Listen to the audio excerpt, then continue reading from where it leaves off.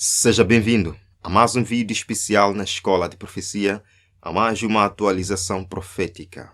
Acompanhe.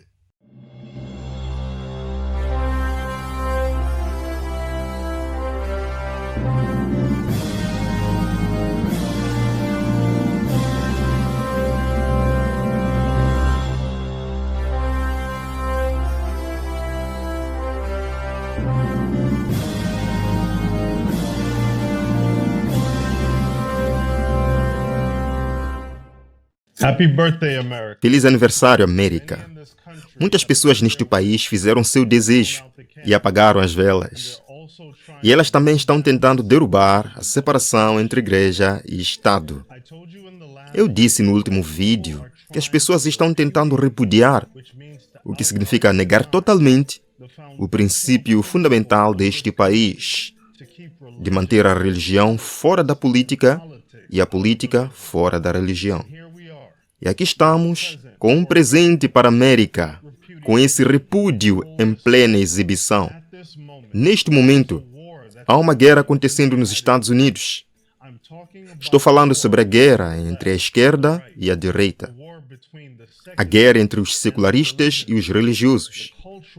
A guerra cultural para tomar o controle da nação em nome de Jesus Cristo. Ou transformar o país em uma sociedade sem Deus.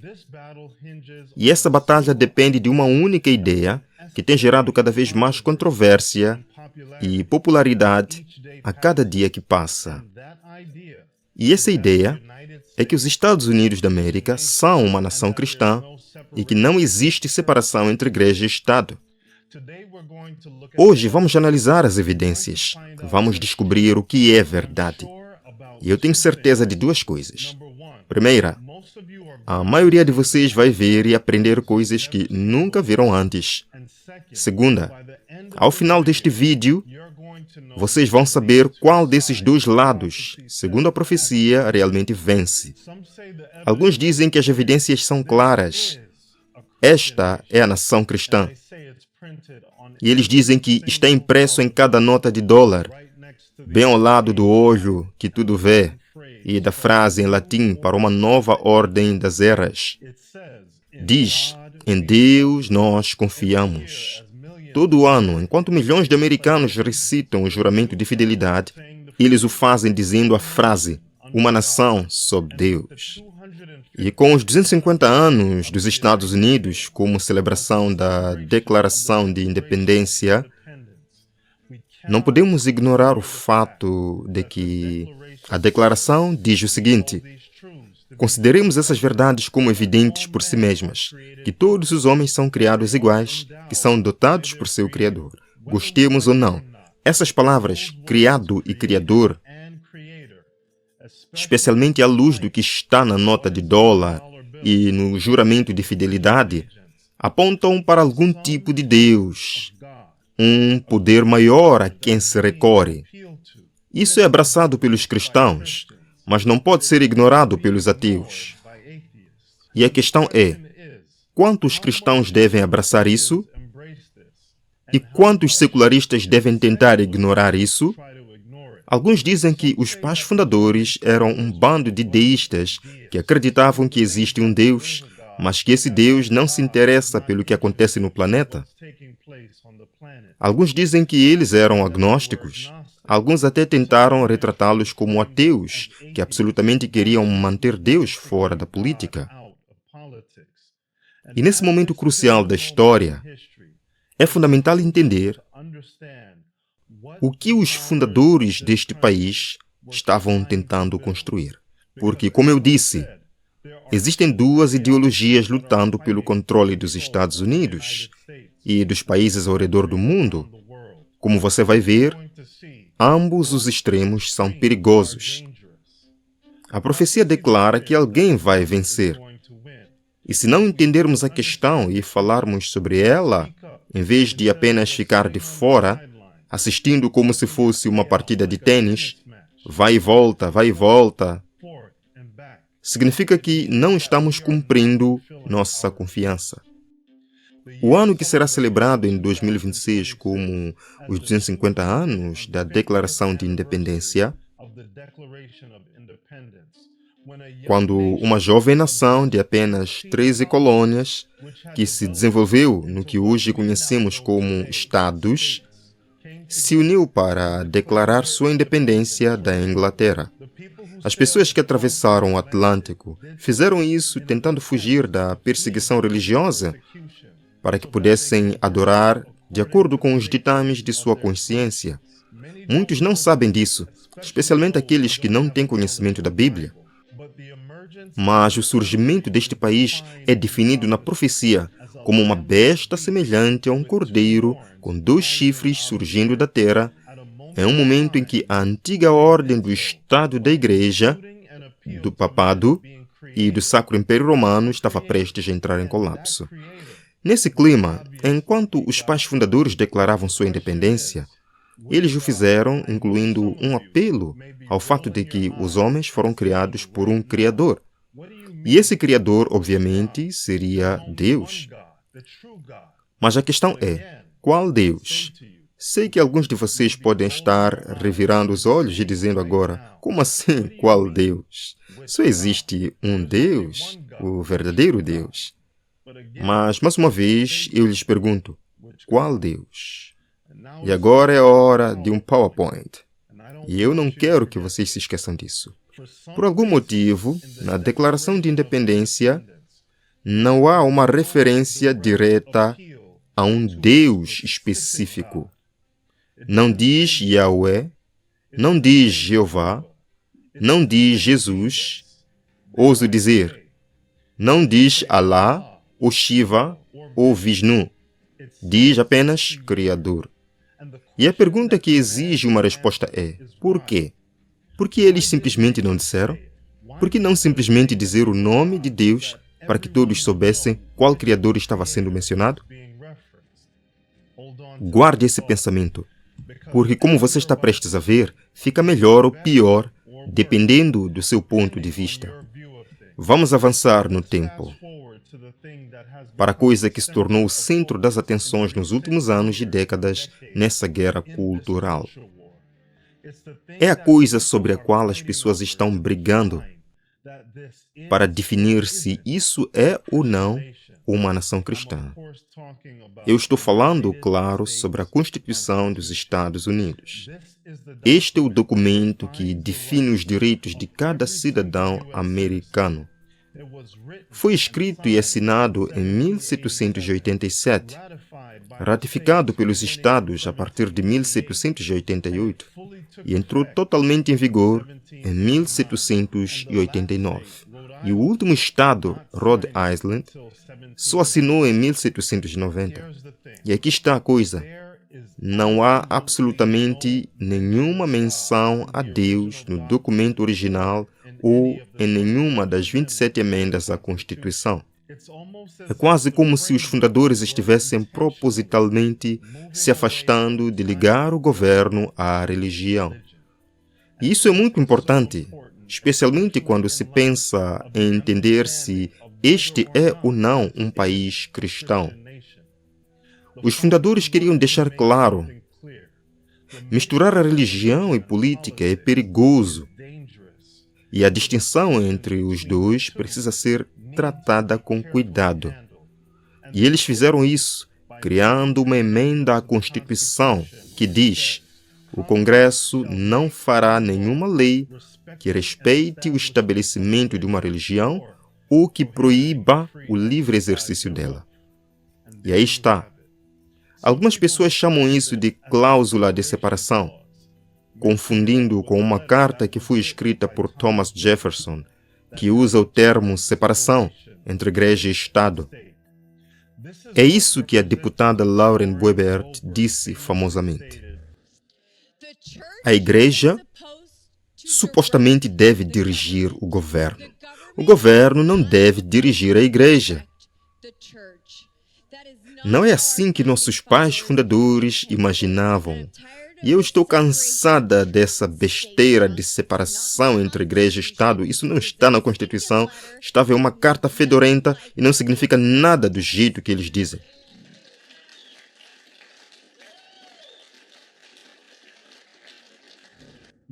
Você ouviu direito. Está a ver uma carta fedorenta. Essencialmente, ela e muitos outros estão tentando desesperadamente mudar a narrativa sobre a Constituição para convencer a sociedade de que os pais fundadores nunca pretenderam manter a religião fora da política. É algo chamado repúdio. Falamos sobre isso em vídeos recentes e vamos tocar nesse assunto de novo em breve. Então, o que tinha naquela tal carta fedorenta e por que ela é tão importante? Essa carta foi escrita por Thomas Jefferson para os batistas de Danbury, em Connecticut. E, por favor, preste atenção, porque há algumas coisas extremamente importantes que você precisa ver. Isso vai te ajudar a entender o que os criadores da Constituição tinham em mente quando escreveram a primeira emenda. A carta diz assim: acreditando com você que a religião é uma questão que pertence apenas ao homem e seu Deus, que ele não deve contas a mais ninguém por sua fé ou adoração, que os poderes legítimos do governo alcançam apenas ações e não opiniões. Contemplo com reverência soberana aquele ato de todo o povo americano que declarou que sua legislatura não deveria fazer nenhuma lei respeitando o estabelecimento de uma religião ou proibindo o livre exercício dela, assim construindo um muro de separação entre igreja e Estado. Isto é tão importante. Jefferson diz que a religião é uma questão entre Deus e o homem. A fé e a adoração pertencem somente a Deus e não devem ser interferidas pelo governo. E então ele cita a linguagem da Constituição e cria o famoso termo, construindo assim um muro de separação entre igreja e Estado. Todo mundo está tentando entender o que os pais fundadores queriam dizer. E esse foi um dos mais fundadores de todos os pais fundadores, dizendo isso claramente. Existe um muro de separação entre igreja e Estado. Mesmo que hoje muita gente discorde apaixonadamente, a grande maioria de nossas testemunhas disse que foram atacadas e punidas. E o que foi usado contra elas foi uma frase que não está na Constituição. E essa frase é separação entre igreja e Estado. A esquerda tem usado essa única frase, que era uma linha de uma das centenas de cartas de Thomas Jefferson, para atacar e criticar pessoas de fé nos últimos 70 a 80 anos. E este relatório vai falar muito claramente que queremos ter certeza de que os americanos entendam que não podem mais ser atacados por essa frase. Apesar do que as pessoas estão dizendo, isso é o que Thomas Jefferson queria.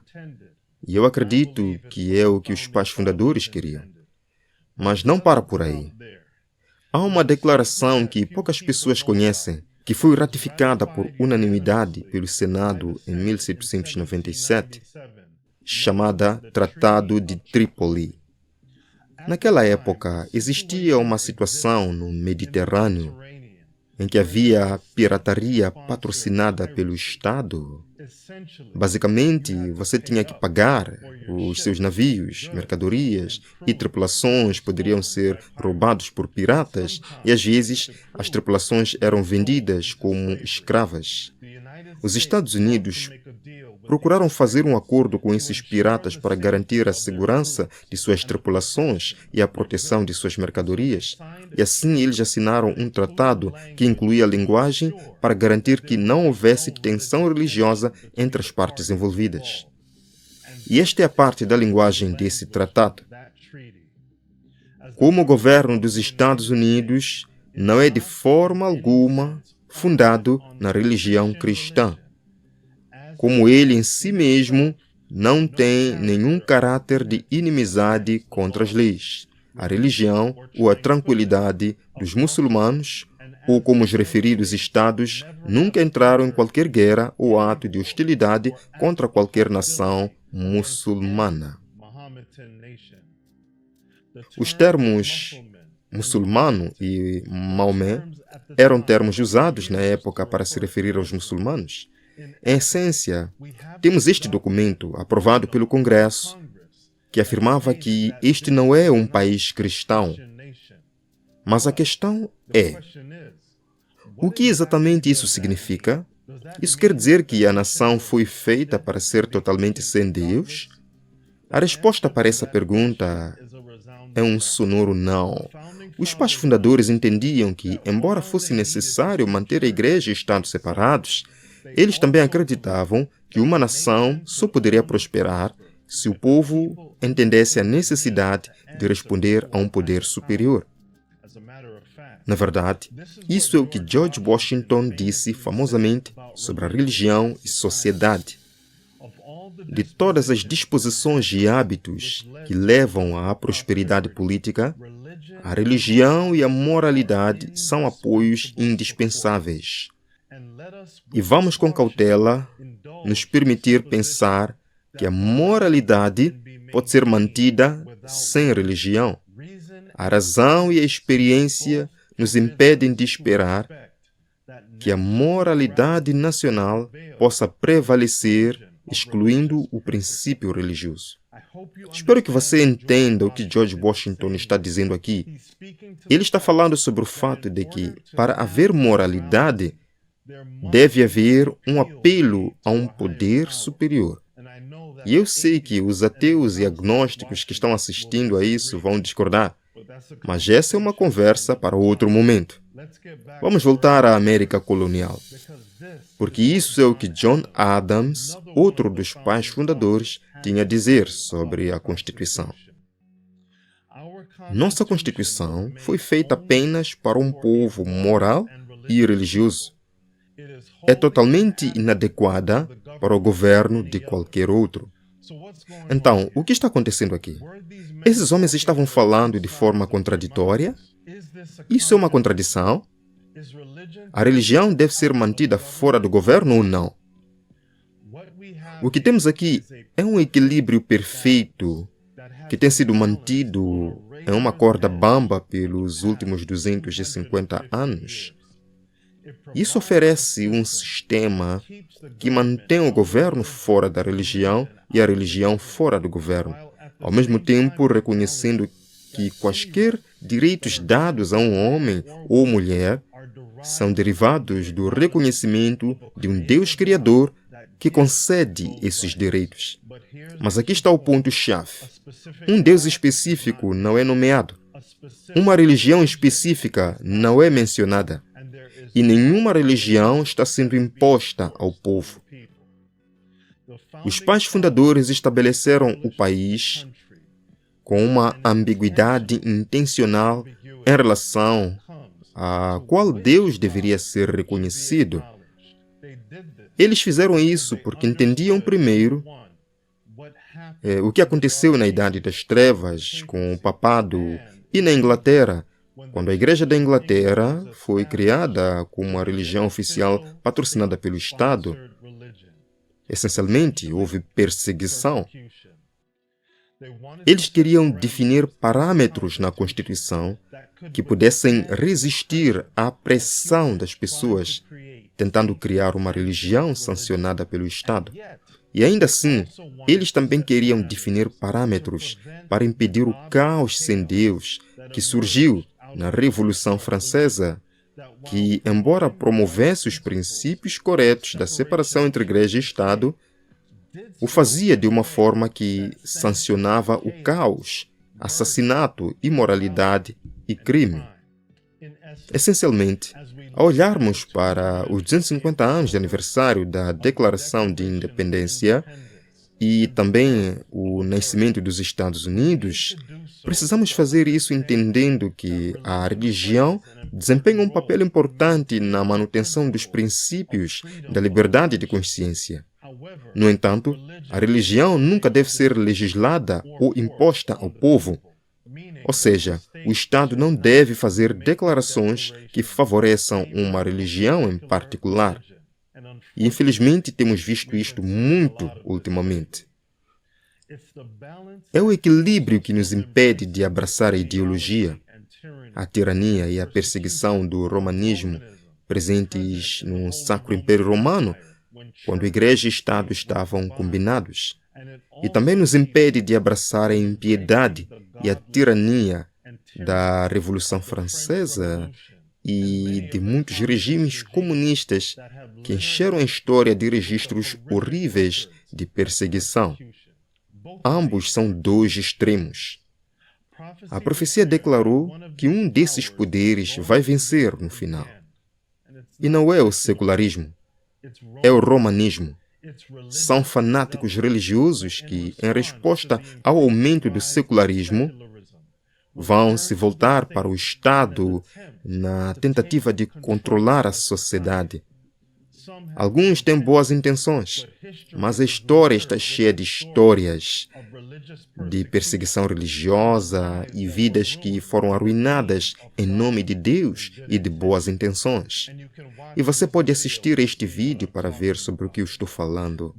Esse movimento de usar o Estado para tentar consertar a sociedade e trazer as pessoas de volta a Deus é o que é simbolizado em Apocalipse 13, onde encontramos a adoração forçada. É apresentada a imagem de uma nação que surge parecendo um cordeiro, mas que fala como um dragão. Em essência, vemos um movimento e uma nação que se dizem cristãos e ainda têm uma intenção chamada de cristã. No entanto, o que está acontecendo é realmente obra do inimigo para tentar remover direitos individuais e obrigar à submissão. Neste momento crucial da história, estamos em uma encruzilhada. Há milhões que acreditam que esta nação deveria ser declarada uma nação cristã, com leis criadas para retomar as rédeas da sociedade. Para fazer isso acontecer, algo precisa acontecer. Há uma barreira que está impedindo que isso aconteça. E essa barreira é aquela coisinha chamada Constituição dos Estados Unidos. Por mais de um século, fanáticos religiosos têm tentado fazer uma das duas coisas. Eles têm tentado ou mudá-la ou repudiá-la. Isso não é nada novo. Houve um grupo que tentou mudar a Constituição no final da década de 1880. Eles se chamavam Associação Nacional de Reforma e o objetivo deles era mudar a Constituição para que ela dissesse isto: nós, o povo, reconheceríamos Deus Todo-Poderoso como a fonte de toda autoridade e poder no governo civil, o Senhor Jesus Cristo como governante entre as nações, sua vontade revelada como a lei suprema da terra, a fim de constituir um governo cristão. Espero que você tenha entendido isso. Eles queriam definir o que os pais fundadores se recusaram a fazer, que era declarar o governo como uma nação cristã. E isso obviamente falhou. Ainda assim, a pressão por isso não mudou. Em vez de tentar mudar a Constituição, o objetivo se voltou para repudiar os princípios da Constituição. Isso simplesmente significa que há cristãos que estão tentando convencer a si mesmos e a sociedade em geral de que a primeira emenda da Constituição realmente não queria dizer que a Igreja e o Estado deveriam ser mantidos separados. Esse cenário foi escrito na década de 1880 em uma declaração que destaca as profecias do Apocalipse 13, que, como eu disse, discute a adoração forçada sendo imposta às massas. Está escrito: quando o protestantismo estender a mão pelo abismo para agarrar a mão do poder romano, quando ela alcançar o abismo para apertar as mãos com o espiritualismo, quando, sob a influência dessa união tripla, nosso país repudiar todos os princípios de sua Constituição, como um governo protestante e republicano, e fizer provisões para a propagação de falsas doutrinas e ilusões papais, então podemos saber que chegou o momento da maravilhosa obra de Satanás e que o fim está próximo. Em outras palavras, quando vemos protestantes e católicos tentando repudiar ou negar os princípios da Constituição, podemos saber que estamos pisando em um terreno profético perigoso. No final da década de 1880, os fanáticos religiosos da National Reform Association tinham uma visão da América que queriam implementar. Essa visão está registrada no apêndice do Grande Conflito, que diz: uma verdadeira teocracia está ainda por vir e a entronização de Cristo na lei e nos legisladores. Por isso, oro devotamente como uma patriota cristã pelo direito de voto nas mãos das mulheres. O reino de Cristo deve entrar no campo da lei pela porta da política. Há homens de temperança suficientes, tanto no Partido Democrata quanto no Republicano, para tomar posse do governo e nos dar a proibição nacional no partido no futuro próximo, que será o Partido de Deus. Oramos ao céu para que eles não descansem até fazerem um juramento de lealdade a Cristo na política e marcharem em um grande exército até as urnas para adorar a Deus. Você leu por si mesmo. Eles queriam uma teocracia, queriam Deus no trono. Eles eram patriotas cristãos, uma combinação de igreja e Estado. Eles queriam que o reino de Deus entrasse pelo portal da política. Queriam um exército de pessoas adorando a Deus através do voto nas urnas. Agora, obviamente, as pessoas são livres para votar como quiserem e votar no que acreditam ser causas justas. No entanto, o problema começa quando a política é vista como a solução pela Igreja para curar a sociedade e a nação. Jesus nunca, e eu digo, nunca funcionou dessa maneira. Quando Jesus deu sua posição sobre a Igreja e Estado, ele disse claramente: dai a César o que é de César e a Deus o que é de Deus. Quando Jesus foi pressionado sobre suas aspirações políticas, ou a falta delas, ele deixou claro: meu reino não é deste mundo.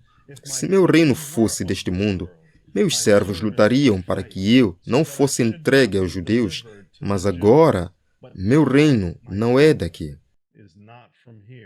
Jesus teve todas as oportunidades de assumir um trono terreno e ele recusou completamente.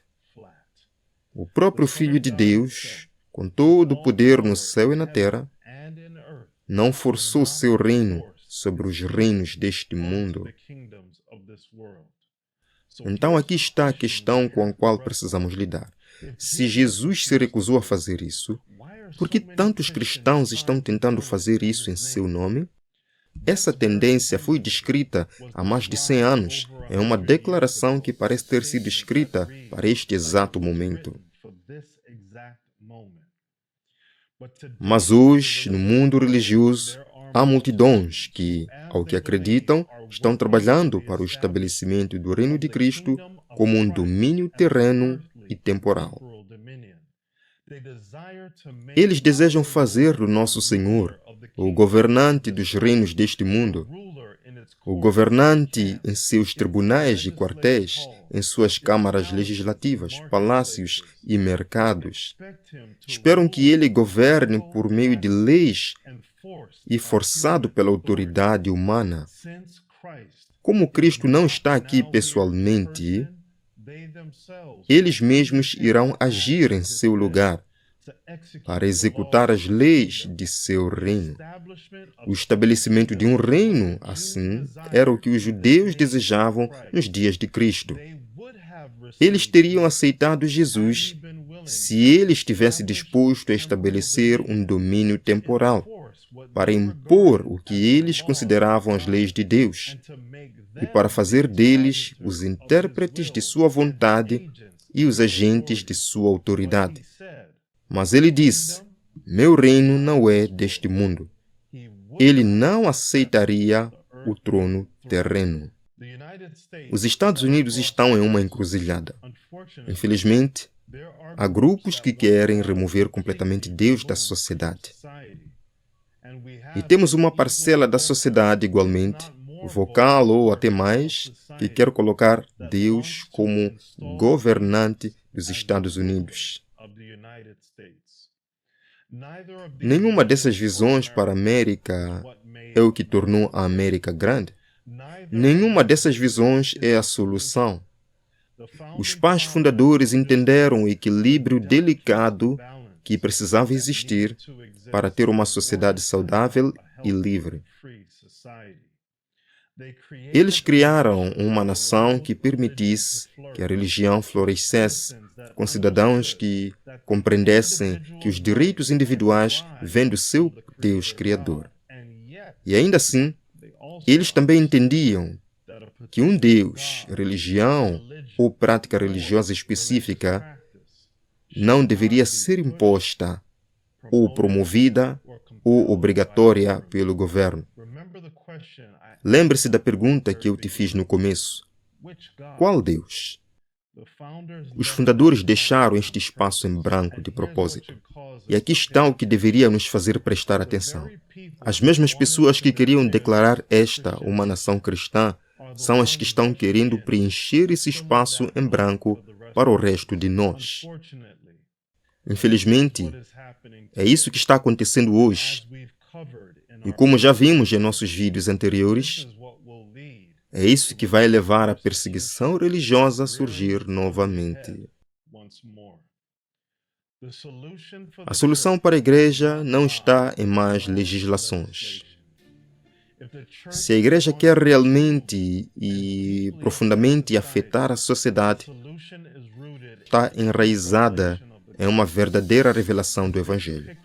E essa ideia de como consertar os males da sociedade se resume nesta afirmação: cura deve alcançar os homens individualmente e deve regenerar o coração, não pelas decisões de tribunais, conselhos ou assembleias legislativas, não pelo patrocínio de grandes homens do mundo é que o reino de Cristo é estabelecido, mas pela implantação da natureza de Cristo na humanidade através da obra do Espírito. O problema é que a igreja fez tantos compromissos que perdeu seu poder de influenciar a sociedade com o Evangelho. E, como resultado, na frustração, agora estão recorrendo ao Estado para fazer o trabalho que o Espírito Santo devia fazer. O fato é que Deus não precisa que a Constituição seja mudada. Ele não precisa que a Constituição seja repudiada. O que ele está procurando são cristãos verdadeiros e comprometidos que busquem o poder de Deus em suas vidas em vez do poder do Estado. Pela graça de Deus eu oro para que sejamos cristãos que não busquem os reinos deste mundo, mas que sejam cristãos mais focados no reino que virá. Irmãos, não há dúvidas. É aqui onde nós estamos na história profética. Fiquemos atentos para os próximos acontecimentos, que com certeza irão nos surpreender. Deus abençoe sua vida. Nos vemos no próximo encontro.